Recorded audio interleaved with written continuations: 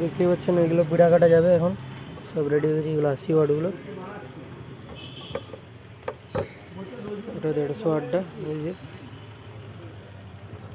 এগুলো 100গুলো হাই বেসে বাঁধা আছে।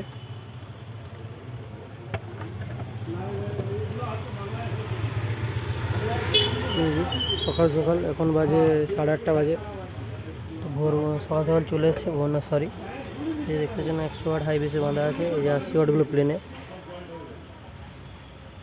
টোটাল 11 পিস মাল আছে।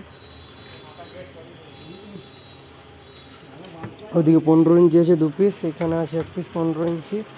দেখিয়ে দিচ্ছি আপনাদেরকে, দেখে নিন। এই যে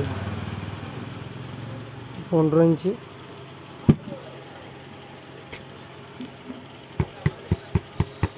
বুঝতেই পারছেন। এই যে দেখুন আউজার মাল, এইগুলো নিয়ে যাবে। রাখছি, বৃষ্টি পড়ছে এখন, আর এখন পরে ভিডিও বানাবো, আরও বাইরে মালগুলো তুলতে হবে।